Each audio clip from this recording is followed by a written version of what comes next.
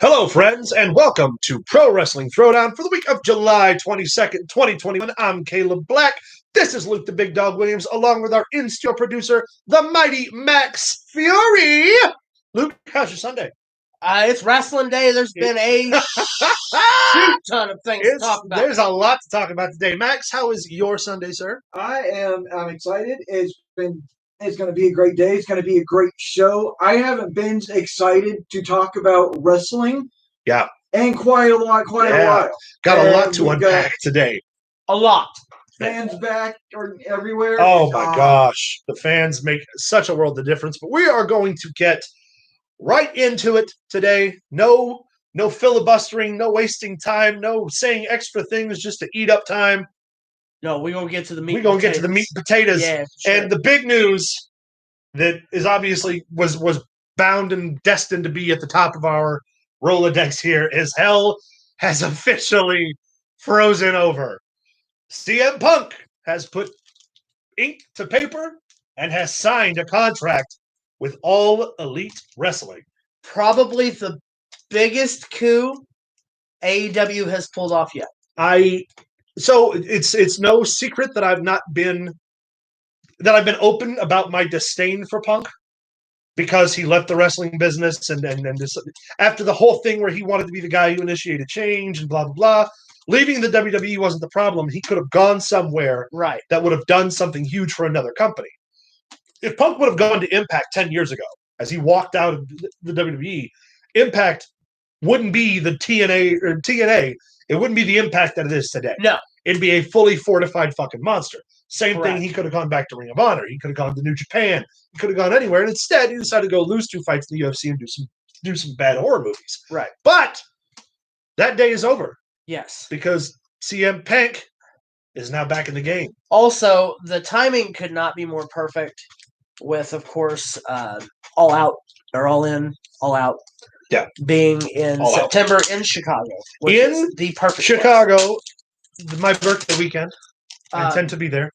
The idea of, like you said, with TNA years ago, going into TNA, or having the options to go wherever he wants. Yeah. Now with AEW and the conglomerate that they've worked out contract with NJPW and with Impact, going to AEW now leaves CM Punk pretty much free to do whatever, wherever he wants to do it. The ironic thing, though, is that him signing with AEW now is that he signed up with pretty much all of TNA's roster from then.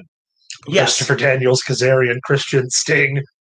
The ideas and dream match scenarios for CM Punk in today's climate with where wrestling is today, back then you had WWE and the televised companies, and then you had the independent circuit, and there were 2 different styles. Yep. Nowadays, AEW, for lack of a better term, has that independent style.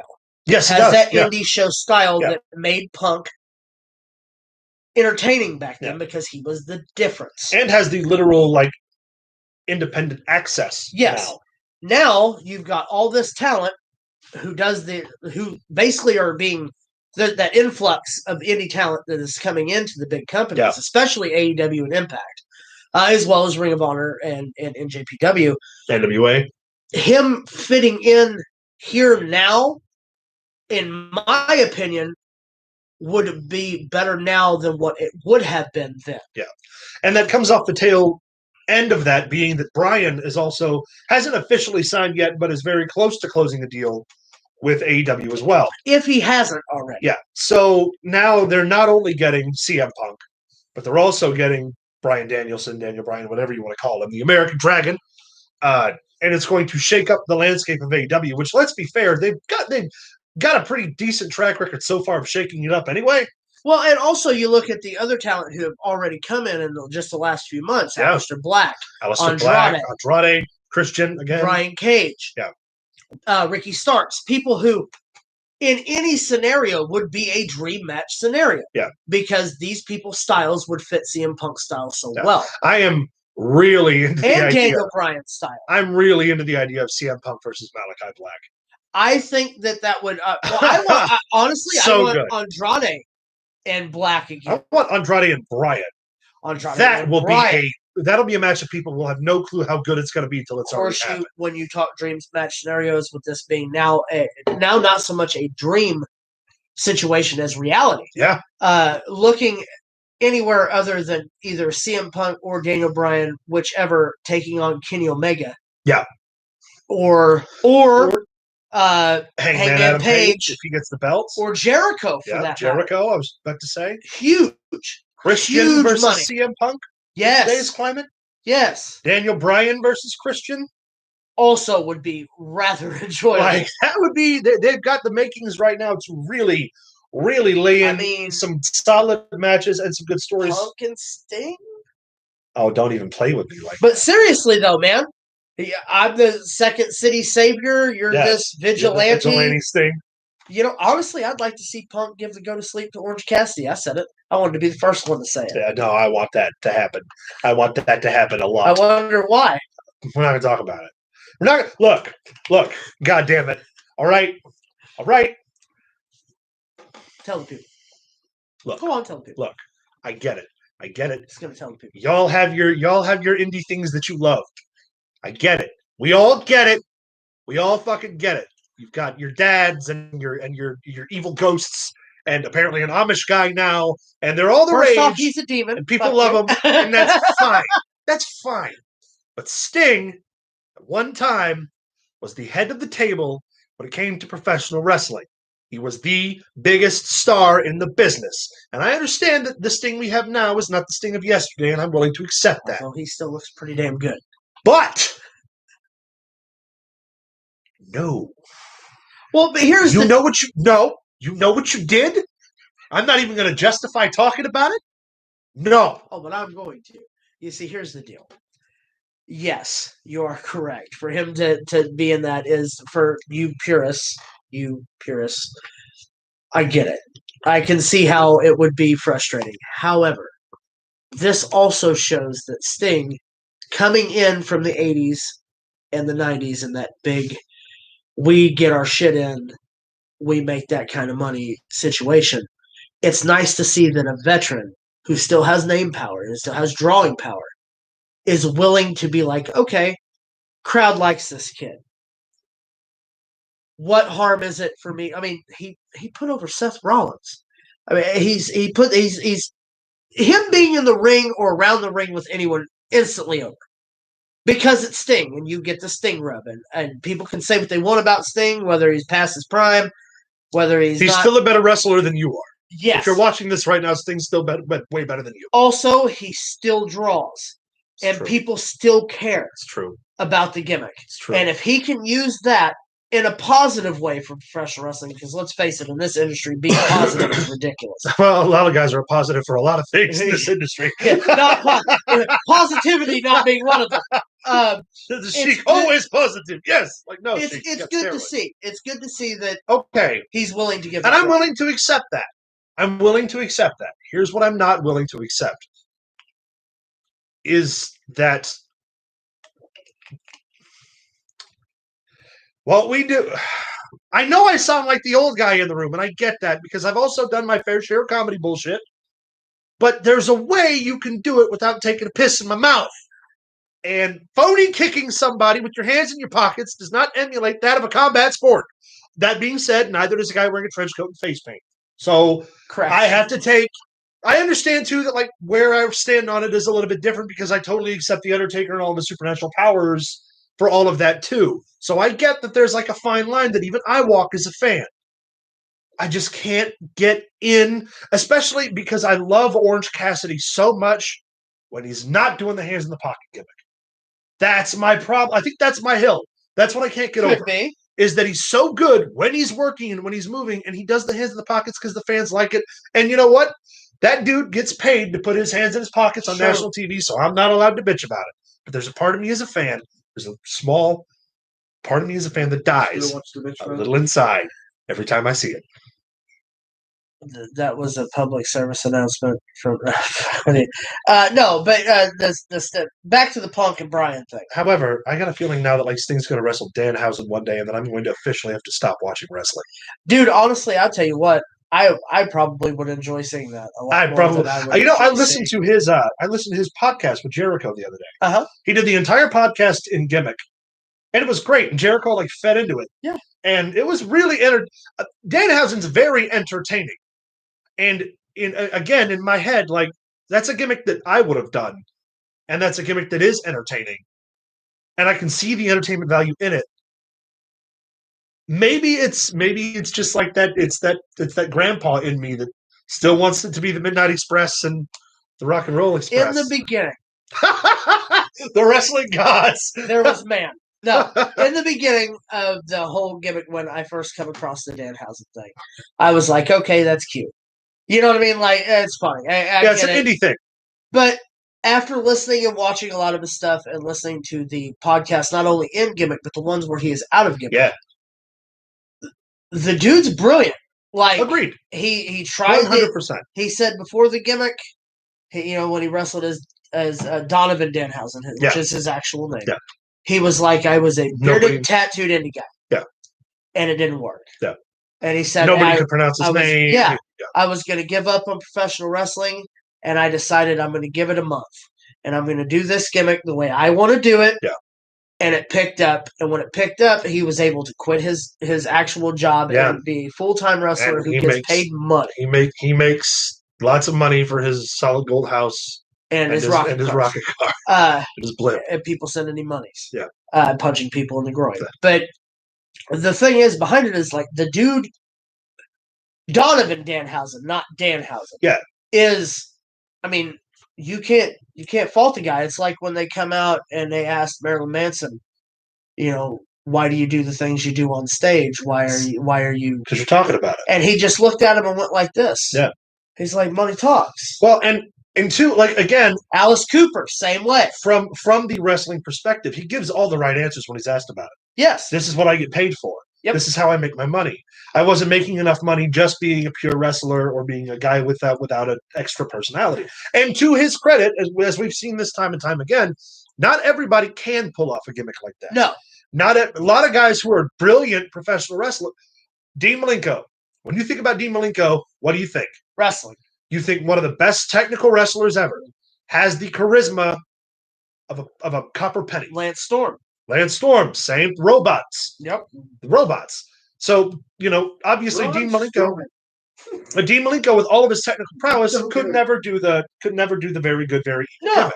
No. And Danhausen, to his credit, will never wrestle like Dean Malenko, so he found his niche and he found what works for him. And although that's really if you go and watch his matches, he is a good wrestler. Yes, he can wrestle.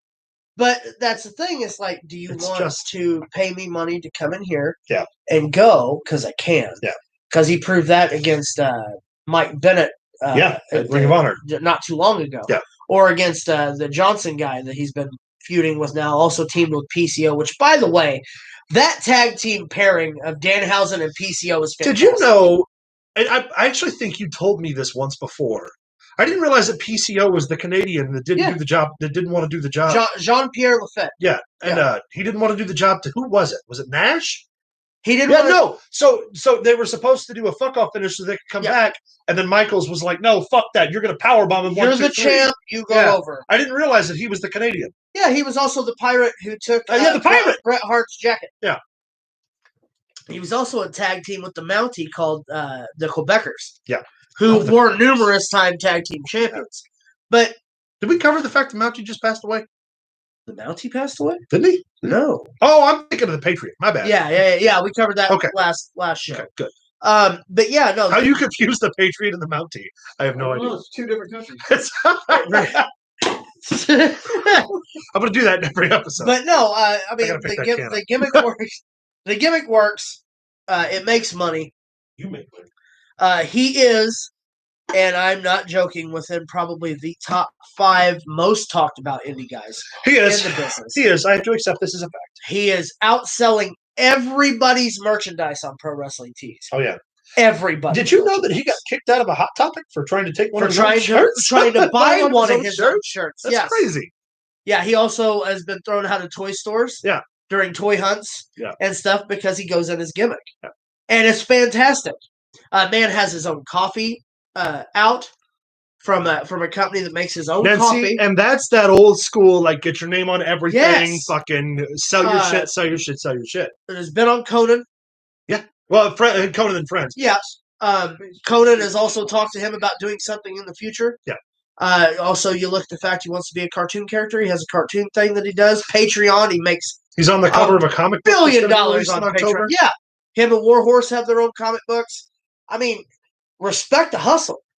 I totally respect the hustle because here's the deal. Like he said in an interview with Chris Van Vliet, which, by the way, Chris Van Vliet is a follower of us on Twitter. Hi, Chris. And here on YouTube. I don't want to be doing this when I'm 40, 50 years old. Yeah. He said, I want to be able to branch off. Yeah. I think that the character can transcend wrestling into the mainstream. And he's right. There is a gimmick out there. B horror movies at midnight on a local channel. Yeah, the Spenguli. Yeah. He also wants to work with him. He's not, but it would work. The old, like Richard Price horror movie. Yeah. Like the Danhausen hosts the Grindhouse. Ed Wood horrible horror movie stuff. Danhausen presents the Grindhausen. I'm a Fanhausen. Yeah, Fanhausen. For sure. And, I was thinking, too, like, I always talk about how, like, I love the pure wrestling side of things, but then I watch indie stuff today, and I see guys who are brilliant wrestlers, and they just have nothing of that substance. Right. So, like, honestly, that's where the business is right now. That's the hotbed. It's no longer the 2002 Ring of Honor days when it was, the top technical wrestlers gathering to be the top technical wrestlers and having 45-minute throwdowns every time they get the ring. Now it's about how you entertain people. And frankly, since I haven't done my formal thing yet, I will say Danhausen's very entertaining. And he does the job of a professional wrestler. He entertains, he holds true to his gimmick, and he's one of the only guys still doing interviews in gimmick, which I have to fucking respect because that's the golden rule. Yes. So the more I sit here and convince myself that I don't like it, all of the reasons that I should like it become more prevalent, and I have to eat that crow one day. Today's not that day, but one day I will. Yeah. But also, fuck Orange Cassidy. Yeah, that's where I was going. I'm kidding. No, but really. Don't kick me off. But no, yeah, he also offers the idea like Edge does, where it's like, do you want an interview with Danhausen? Or do you want an interview with me? Yeah. And I dig that concept as well, because it's like, yeah, I can come on, or I can do both. I'll do 30 minutes as the gimmick, and we'll talk afterwards about how I do the gimmick. Yeah. Totally perfect. I don't Makes money. I can't beat it. What else we got to talk about, man? Well, fans are now fully back in the WWE. Yes. They returned. The original plan, I know we've covered this before. We'll do a quick backup for anybody who might watch this video in passing or whatever. The WWE's original plan was to introduce fans back full-time at SummerSlam and then every subsequent event following. But some reason they decided to jump the gun. The SmackDown before Money in the Bank was a full attendant crowd. Yes. Money in the Bank was a full attendant crowd. Raw, just following Money in the Bank, was a full attendant crowd. And we're back live. Yeah, we got fans. And I don't know if y'all are watching, but those events sold the fuck out quick. And the crowds were hot and they were alive. And it's so goddamn good. It really is. See again. Watching kind of excitable again. You could tell that the wrestlers themselves are feeding off the energy. Yes. Of the fans, and the wrestlers were better. You can also see the booking is booked around having fans in the arena again. We've passed the COVID era of nonsensical horse manure wrestling. I also noticed that Money in the Bank, before their matches and their build-ups, they went back to the COVID era and was like, the last Money in the Bank, there was this. Yeah. Or this is where these guys have come from. So that way people who are back watching are like, okay, well, that's awesome. Yeah. We know what took place. Thanks for touching on it. Well, now off you fuck. And like seriously, let's go to the ball game again. Yeah. Like Dominic Guerrero Mysterio. Was I said it. Thank you. He broke into the business with no fans, never having wrestled in front of a live crowd. Up until a week ago, he hadn't wrestled in front of the WWE universe. But you definitely see he's never worked in front of a live crowd after this past week's SmackDown, which we're going to talk about here. Yeah, a little bit. Of course, to be fair, the tag match that they had at Money in the Bank's pre-show was decent. It was not bad. Overall, I thought that the whole pay-per-view was. I think Money in the Bank was probably the best pay-per-view. I mean, I want to say since the COVID era, but I think Money in the Bank was even better than nights 1 and 2 of WrestleMania. Personally, I would agree with that. I would give that. Roman Reigns absolutely dominated his match with Edge. It was fantastic. It was believable. Bobby Lashley destroying Kofi. Charlotte and Rhea Ripley burned the fucking house down. The women's Money in the Bank was probably one of the most entertaining Money in the Banks I've seen in a long time. Yes, I agree. Big E winning the Money in the Bank. About time. Yeah. We also, not to be remiss, we are still neck and neck with our. We've got to do a full recap of all of our points in an upcoming video. I'm going to try to do that around SummerSlam weekend to let you all know where we formally sit. But as what we think has been tallied correctly right now, Luke and I are tied again, and Max is trailing behind us by just a couple. We know it's in the upper teens. I just don't have the formal number right now. So when we get to SummerSlam, the episode we do before SummerSlam, we'll do a big thing about the points, and we're going to do another points game. Yes, because those are fun. Yes, I don't know. I'm gonna take some suggestions from you guys. And yes, please. We'll put up a poll or something. I don't know. Also, what we need to touch on is the big winner of the Intercontinental Championship tournament, Shinsuke Nakamura. We're going to do another tournament. I'm thinking we're going to save that for around SummerSlam as well to start. Yes. We haven't come up with. We have a couple ideas of where we want to go with it, but again, drop us an email. Yeah. ProWrestlingThrowdown@gmail.com. Facebook. Find us on Twitter at ProWrestlingTD. Facebook at Facebook.com/ProWrestlingThrowdown. Leave it in the comments. Yep. Make sure what you would like to see. Yeah, man, because we can have those fights all the time. And also, we're changing our format. In case you guys haven't noticed, we've been trying this for the last couple of weeks, just doing the live full broadcast. We think this is where we're going to stay for a little while. We try to change how we do things every so often. And since we're able to do this now, we think this is how we're going to kind of roll with stuff. So we're going to have some more segments and stuff. Right now, we're just kind of slowly easing into it. We're doing a lot of conversation pieces, but we're still going to go back to our segments. There's so much going on that it's hard for us to sit down and just plan things. Right? Yes. Also, for those of you who are not in the know and aren't content creators, filming the episodes the way that we used to film them, episode by episode, in an entire span of a day. Yeah, you get 10 videos about 10 minutes apiece. But you spent 7, 8, 9 hours. We're working for 8 hours to do it. 6 hours. 6 hours at least.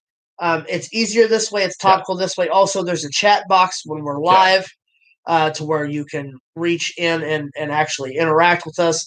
For those of you who wait till you want me to reach in and interact with you sometimes, but no.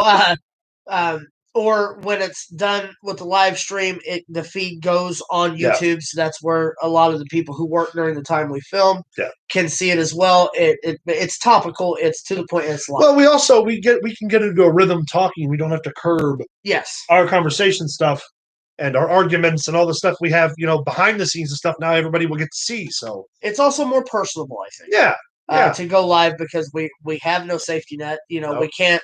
Oh shoot! That would stop that one. That'll be a blooper because we couldn't stop laughing. Now you're just going to see it. You're just going to ride with us. That's how that works. Dusty Rhodes impression. If you will. Second only. Second only to Muhammad Ali. Speaking of Dusty Rhodes, no, I don't have a segue plan there. WWE announced that they're going to have a new pay-per-view on their docket this year. A New Year's Eve pay-per-view that will go on the air New Year's Eve night on Saturday. The idea being tabled right now is that the show will go on later and the main event will happen after midnight. Nice. So they get the first wrestling match of the new year. I don't know if that's how they're going to do it or how it's going to be formatted, but that's currently the idea. That's kind of like AEW's thing they did last year where they did that show where they went over midnight. Yeah. That's kind of a way to capitalize. I wonder if they're going to call it New Year's Revolution or if they're going to have a new name for it. I'd stick with something people know. Yeah. You know what? No. To hell with that. Make that show Starrcade. Oh. Might as well. They're not doing as many live shows now. They're not doing as big arenas now. True. Do it that way. True. Give us Starrcade. It's in December. That's what it was for WCW. Give us Starrcade. Yes. Talk a little bit. So let's get into some of the stuff that happened in the wrestling world this week and last week while we were away. We're just going to touch on some of the big ones because we can't recap a full 2 weeks worth of a bunch of stuff. Some of our big takeaways, though. Where do we want to start? Hell, well, Money in the Bank. Money in the Bank. Start right there. John Cena returned at the end of the night. Yes. To a huge ovation from the crowd. Didn't say anything. Hit Roman with the the hand palm wave, whatever. The can't see me. Comes out the following night, cuts a great promo about how Roman's got to prove himself to him. Ironically, of which they're building it as though they've never wrestled before, but everyone forgets like Fastlane of 2018. Or the last time wrestled before that he had the leukemia scare and left. Yeah, it was Fastlane 2018. Yeah. Also, that's when Cena cut that amazing promo when he was like, "I'm still here because you can't do your job." Yeah. If you're, what was it? If you want to be a big star, you're going to have to learn to do a promo. Yeah, it's called a promo, kid. If you want to be a star, you're going to have to learn how to do them. Which I mean, that's all well and good. Cena coming back is huge. It's plus. Ratings. Plus, he's going to be promoting the movie and a series that's coming out. Also, the idea of Cena being around fans and around the business again is always a plus. Yeah. Money in the Bank, they had that sign that you were usually used to seeing, if Cena wins, we riot. This one was Cena wins, we cheer. If Cena comes, we cheer, yeah. Finally, people are starting to get it the way that it should be. Yeah. Well, you can cheer or boo the way you want, but at the end of the day, people are back. Well, and the nice thing, too, is before – the crowd was pretty divided on Roman.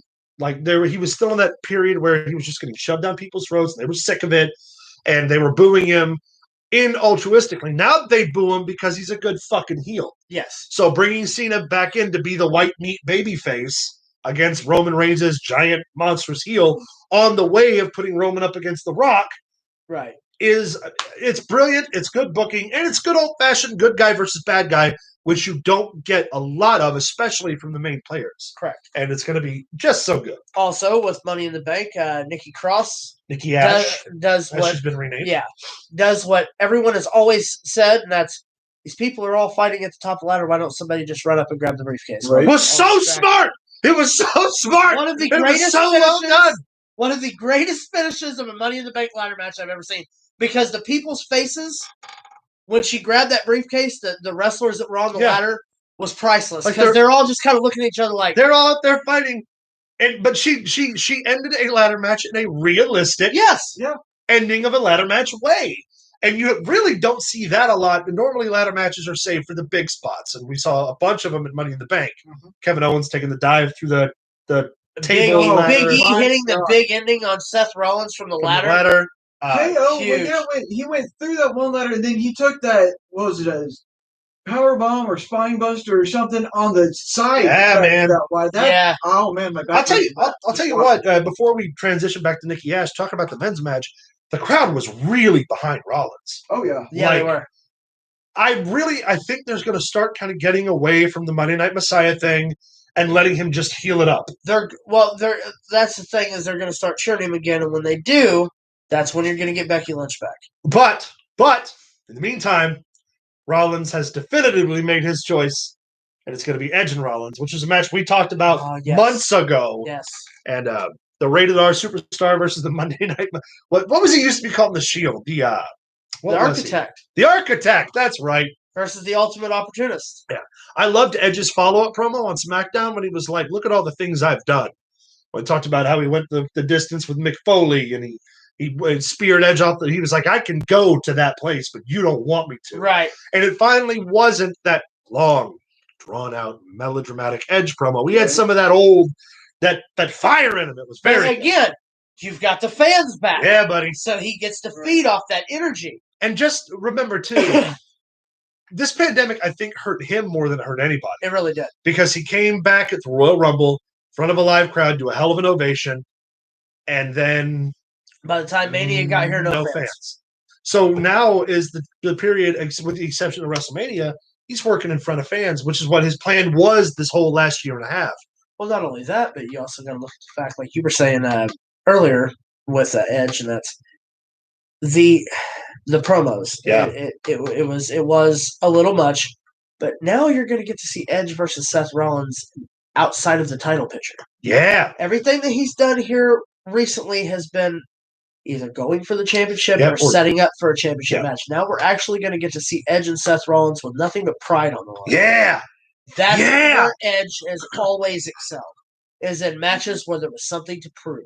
You think he cut a promo on SmackDown basically about that he's unencumbered. He's got a whole new drive now, and he's going to come from places that he hasn't been in a long time. Yeah. He'll do things that no one's seen. He said, "Man, you got to remember, I used to be in the Brood. Yeah, I was in the Ministry of Darkness. You have no idea the things I'm capable of. Ironically, however, I have to make a correction there. Yes, he was in the Ministry of Darkness and he was in the Brood, but he was in the Ministry of Darkness as a member of the Brood. Yeah. So, you can say they were two different things, but they weren't. He's still right. I mean, let's be real here. One of the greatest tag teams in professional wrestling history with him and Christian. Oh, yeah. The first Money in the Bank. Did we ever address the fact that they just kind of stopped being vampires? Is there a mystery cure that Vince owns? Well, here's the deal. Christian and Edge weren't vampires. Oh, they were ghouls. Ghouls of the vampire. Yeah, Gangrel was the only vampire. Familiars. He's still a vampire. Yeah, he is. And he still looks good as shit on the indies. I don't know if you've seen anything recently. Good for you, Gangrel. Yeah. Good for you. Good for you. It's good to see your teeth are holding. Not you, Virgil. This is for Gangrel. Yeah, Virgil. Virgil, you can't sneak in the back here and then charge us $60. It doesn't work that way. Oh, shit. I got the original $1 million title. No, you don't. No, you don't. Stop it. It was my idea. The NWO was my idea. It's like I went fishing and I caught a 12-pound bass with my bare hands. Now we're both and then an eagle flew in and I grabbed it and flew away. No, Virgil, you don't have the fucking title. We know you don't. Stop it. Just stop it. We should just do a whole thread about all of these egregious things that Virgil's I'm going to get me a shirt that says Virgil ... Stop it. What's happening? So back to the Nikki Ash thing. Not only does she win Money in the Bank, Monday night cashes that sumbitch in on Charlotte. Why wait? New women's champ. Second time in Money in the Bank consecutively that Money in the Bank happens, and the following night there's a new women's champion. True. First time it was Asuka. Now it's Nikki Ash. Yep. Let's see. Usually the women's Money in the Bank doesn't take long because if you remember right, when Alexa Bliss won the year she won, she cashed it in the Ronda Rousey match in the main event. That's right. And won the title. I forgot about that. When she played the fake broken arm gimmick. That's right. I mean, and I don't think that there's been a women's Money in the Bank winner that has not won the title. No, they actually mentioned that during my. I think you're right. Yeah. Every woman who's cashed in has won the belt. That's smart. Good work. Good work. Which is how it was ran originally with the original Money in the Bank. Yeah. Or the Hollywood Dream match is what it was originally supposed to be called. Yeah. Which Rob Van Dam was supposed to win that originally and got hurt.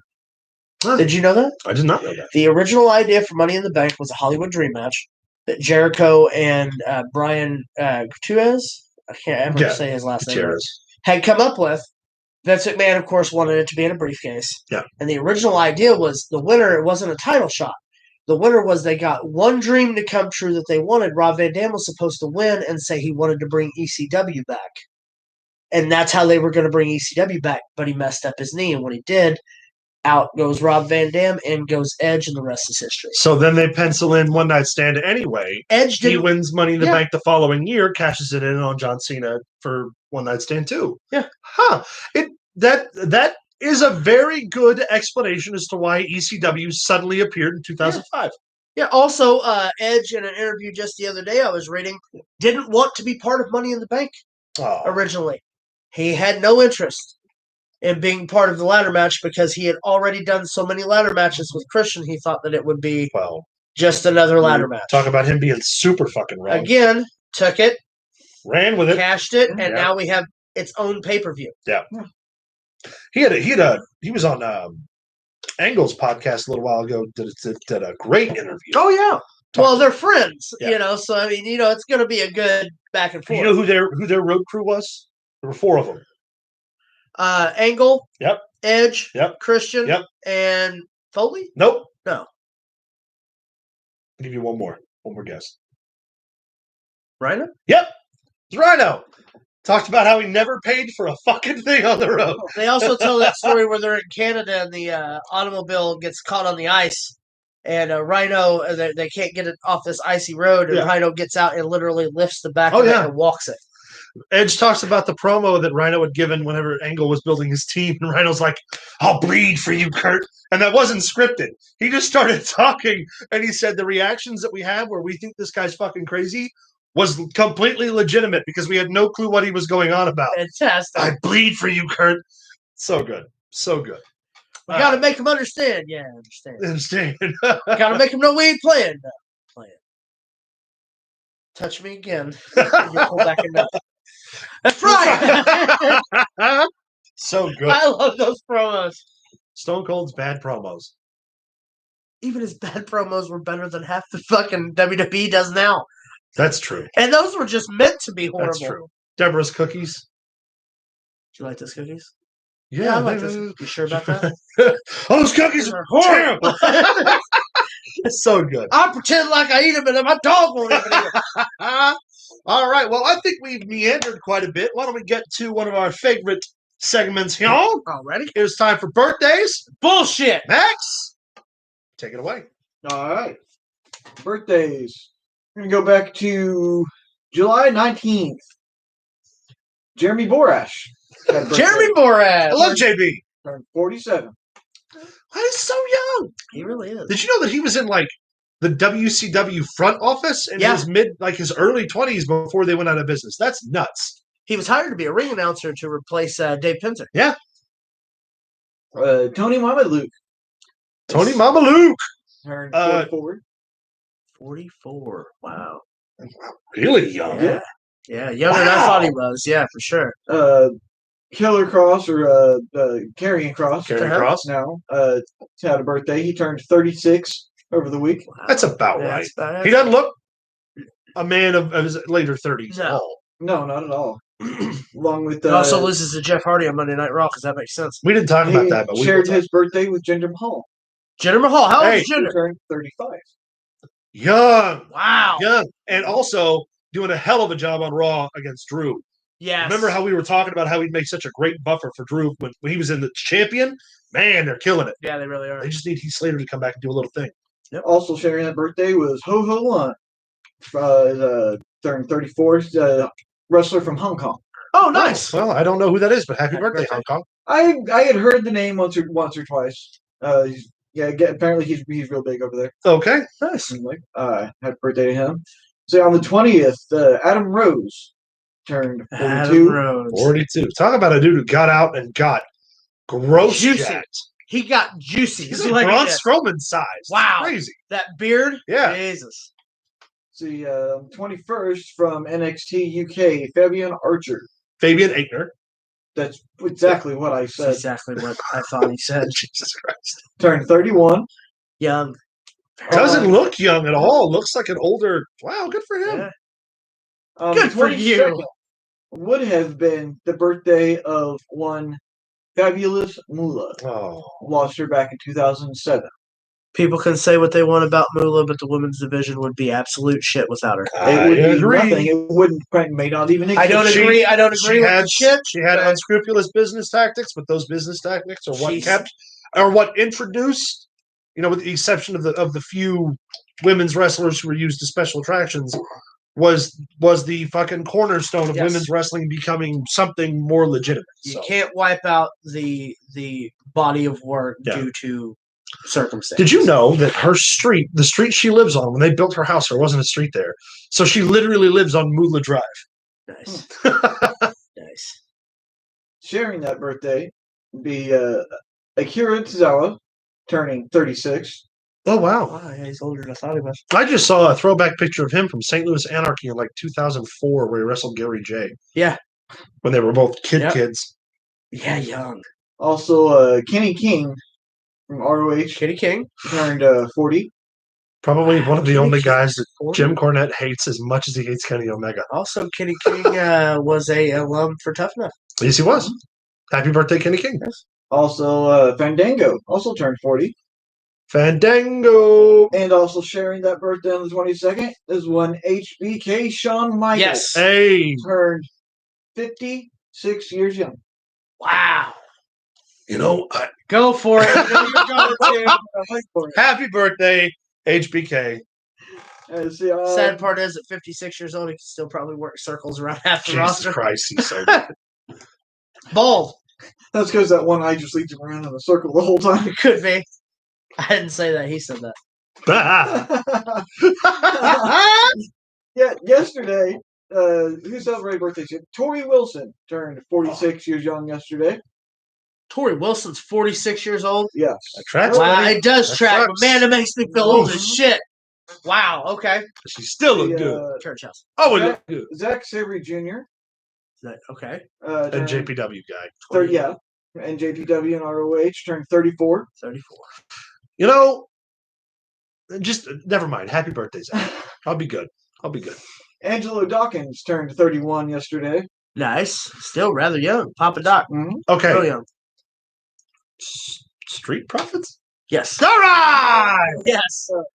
But But hold on. But which one? Oh, shit. The bigger one? Yeah! Ah! That's 2 for 2 on the good-looking babies. MJ Jenkins? He's important to somebody. I Oh, don't know who he is. No idea. He turned 30. Let's see. Today, I feel old because I know who he is. Finn Balor celebrates his birthday today. 37. I'm 36 is what I'm going to say. 40. Wow. Jesus Christ. Prince Devitt's 40 years old today? I'm 30 and That's why they're giving him a title shot. I'm 30 and I'm built like And Mr. just Potato because Head. this is birthdays and bullshit, I'm going to throw some bullshit in here, and I'm going to start a rumor. All right. Oh, You God. ever watch that show Psych? Yes. I'm a Okay, firm watcher of Psych. You know the Irish Detective Lassie. Yeah. Finn Balor is the bastard son of Detective Lassiter. I could see it. I know you. I can totally see it. Because it's true. Lassie also plays Kane on Supernatural. It's fucking great. It's fucking. He was also the original pick for God on Lucifer. Let's see what. Oh yeah, but they changed it last minute. We got birthdays coming up through the week.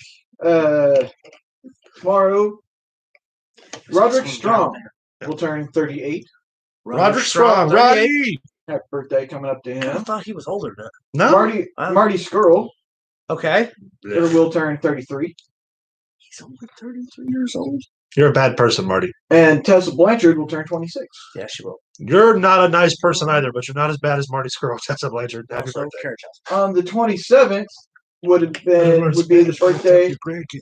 Would have been. I'm sorry, the birthday of the original Doink the Clown. Matt Bourne. Matt Bourne. Yes, Matt Osborne. He was a legitimate shooter. Yeah. He also wrestled as Big Josh Yeah. in NWA. Was a legit shooter, legit tough guy. Yeah. And a drunk. But All around nice guy, though, from what Yeah. I remember hearing. Yeah. Except for the time he tried to shoot on Jim Duggan, which is like the stupidest fucking thing you could ever do. Never shoot on a guy who cuts his car in half with a hacksaw. Yeah, don't ever fight. Like the stories about Jim Duggan in the AWA, just legit knocking dudes the fuck out all the time for no good he was reason. a football player. He didn't give a shit. Hard ass, bro. Yeah, but no, Matt Bourne was very talented. Happy birthday, Matt Bourne. Happy birthday, the only Doink the Clown that fucking mattered. Because he's That's the right. only one. Also on the 27th, Dolph Ziggler celebrate his 41st Third. Fifth. Wow. birthday. Dolph. Still young. All Did right. you know still young, that still he young. has a brother, Ryan Nemeth, who Yeah. wrestles for AEW. Yeah, I didn't realize The Hollywood that. Hump. Did you know that Dolph Ziggler was an original member of the Spirit Squad? Yes, I forget which one he was. He was. Mikey Mikey, Nick. wasn't he? Was he Nick? Nicky. Was Nick? He's the only one still there. No, I'm sorry. He was Mitch. He was the only one that didn't have a Mitch. match with the name. Yeah. He's the only one still there. He's not the only one still on the Indies though, because Mike Mondo. Yeah. Is Also still celebrating wrestling. his birthday on the 27th. It's Hunter Hearst Helmsley, 53? 54. 52. 52. Wow. We're shooting old. Oh, Yeah, someone said- sorry. Happy birthday. Well, I mean, we talked about that whole thing we talked about the other day about wrestlers looking like grown men when we were kids. Yeah. Stone Cold was only 30 in 96. Yeah. Also- I want you to let that sink in. I'm 30. And he was 30, making all that money, slinging all that punch out. Making all that fucking Stone Cold money. He wasn't slinging like Flair, but he was slinging. I mean, he was Stone Cold. Nobody slings like Flair. No. Two other birthdays on the 27th. We have Shannon Moore and Adam Hangman Page. Shannon Moore is 47. 42. 42? God damn. Adam Hangman Page, 31. 30. Nice. Yeah. 30. That's right. He'll be 30. See, on 28th, Noam Dar, NXT UK. Shit. Noam Dar, yeah. Will turn 28. Yeah. Young baby. Nick Jackson, AEW, will turn 32. That's Boulder. Yeah. Probably say this wrong. Was Sammy Guevara? Sammy Guevara. That's exactly 28. what I said. Shut up. 28. 28. Yeah, he's a young one. On the 29th, such a young boy. Would have been the birthday of one Captain Lou Albano. Captain Lou! Mario! Last time back in 2009. Celebrating that birthday be Scott Steiner. Big Papa Pump. And Sonny Oh No. Sonny Oh No! Both turning 59. Scott Steiner's almost 60 years old. On the 30th. That's crazy. Be Marco Stunt. Fuck that kid. Celebrating 21. His 25th birthday. He's almost as tall as his age. Yeah. If you measure in inches. He also does a thing with a... Never mind. Not worth talking about. Rounding out the month on the 31st. Would be also, hold on a second. When you broke your leg, I funded you some money. I could really use some money back if you would send it to the Pro Wrestling Throwdown account, please. Thank you. Appreciate it. Kids from Cape Girardeau. Rounding out the month on the 31st will be Kid Cash. Kid Cash. Oh, he's in his 50s for 54. sure. 52. 52. I like how this turned into us guessing their ages naturally. It does every week. Yeah, it does every week. But we didn't do that at first. No. But now it's just evolved. That's just fun. I like playing. Yeah, it's like a game. They like games. Let's see. How about some celebrity birthdays? I got a few written down. All right. On the 22nd, David Spade. David Spade. Dirty Joe himself. He's in his 50s. He's got to be 54. 51. 57. Wow. 57. God. David Spade's almost 60. Yeah, man. Jesus, we are kind of sucks, doesn't it? On the 23rd, Slash has a birthday. The guitarist? Well, yeah. 62. Doesn't matter how old Slash is. None of us really know. 56. I bet his glasses are 32. Let's see. Got that little piece in the front seat of the fucking Cadillac's 25. Right? Linda Carter celebrated a birthday. Linda Carter. Wonder Woman herself. Yep. Out of respect, I will not guess her age. Please tell me her age. 70.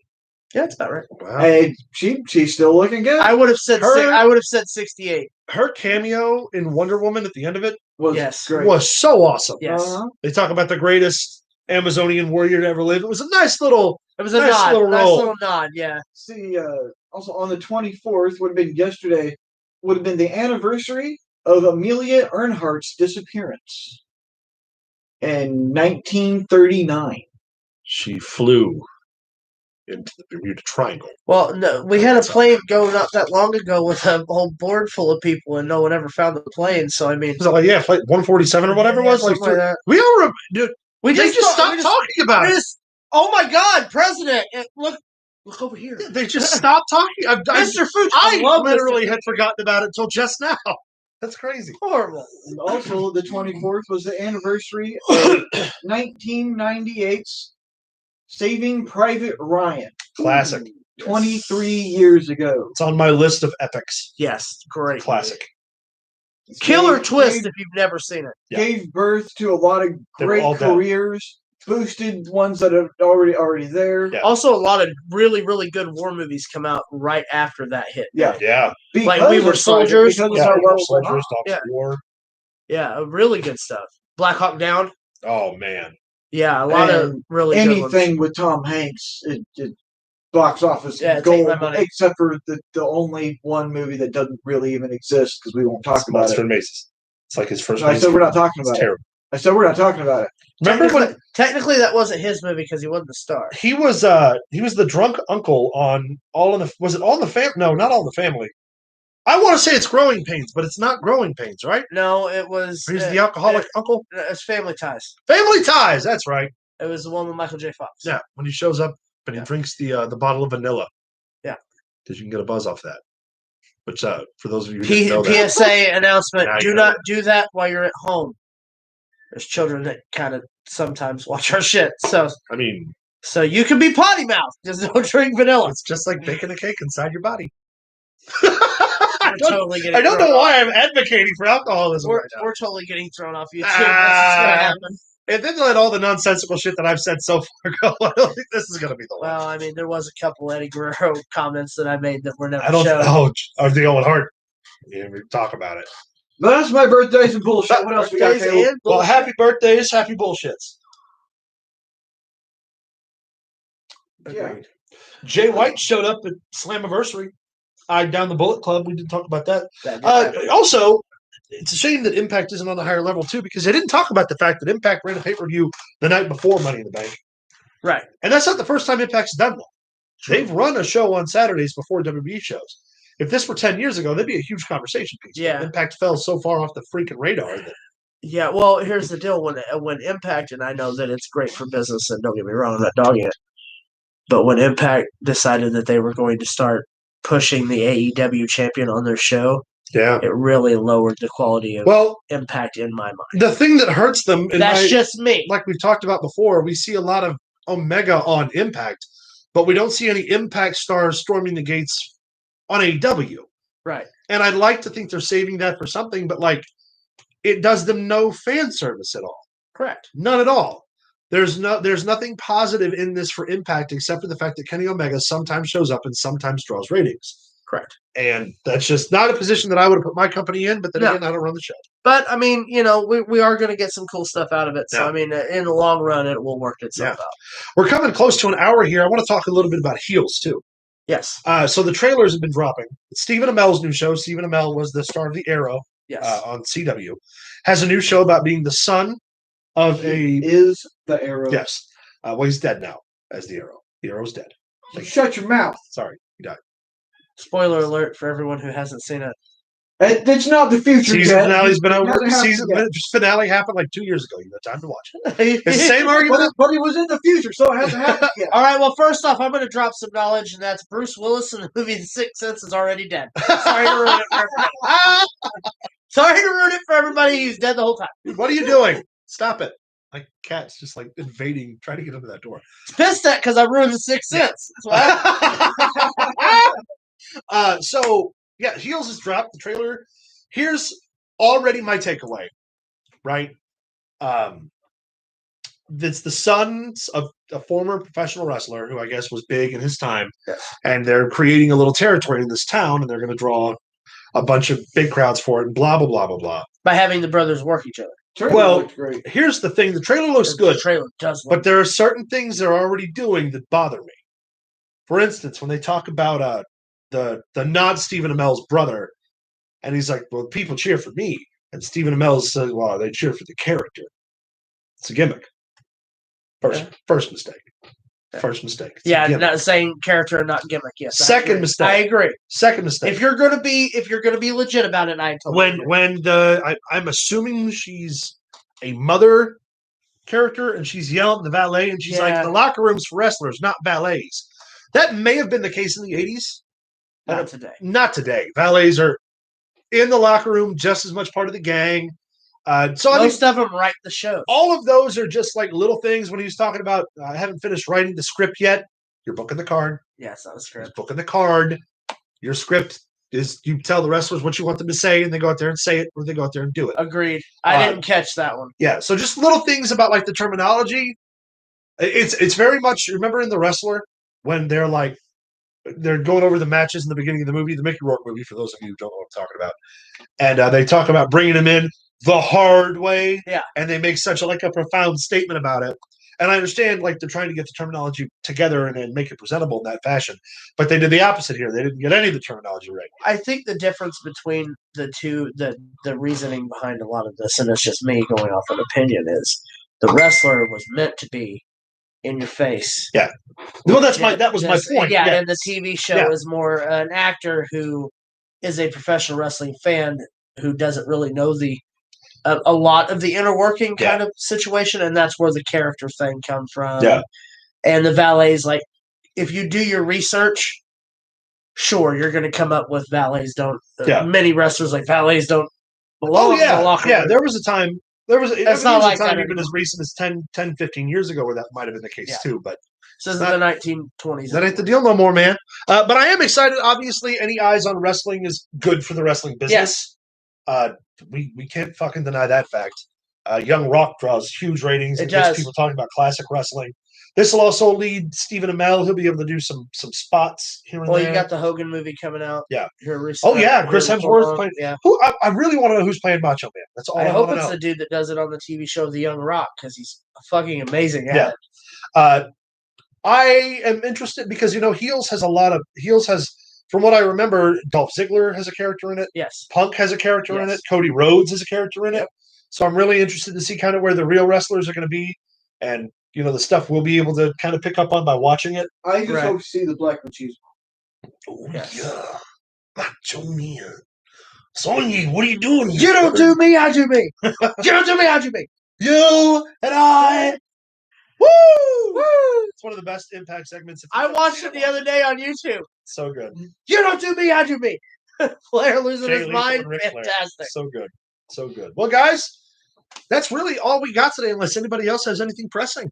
Anything they want to talk about right quick? Anything that I would like to say? Yeah, sure. Nope, escape me. Okay, Max? Have a good week. Make sure to like and subscribe. And to everything. To all of it. All that stuff. Every bit of it. All of it. Leave us some comments. Please. Talk to us about things. Leave us some questions. And our new OnlyFans page. What do you want us to talk about? What do you want to hear about? Yeah, keep in mind, like I said, we're toying with this new format. We're gonna build some. Is there something skits, you're confused about and you need us to explain? You got a birthday and you want a shout out? Yeah. Talk to us. We're bored. We're You got a telephone pole you're trying to sell? Max is your guy. That was uncalled for. I was trying to do you a favor. Gosh, unprofessional. I feel like break your One day we'll explain that to all of you. Someday. The hell we want. Oh. You got family.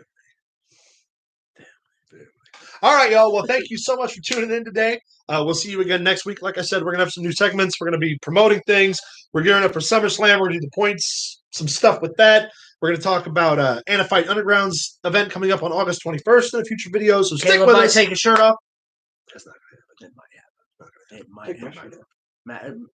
Max already took his shirt off. Miss Soderbergh, I think this would be a good opportunity for us to take our shirts off. Could be.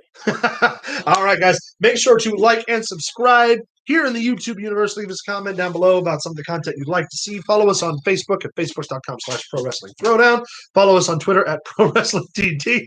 Oh, God. Send us an email at ProWrestlingThrowdown@gmail.com. And as always, from us to you, keep it in the ring.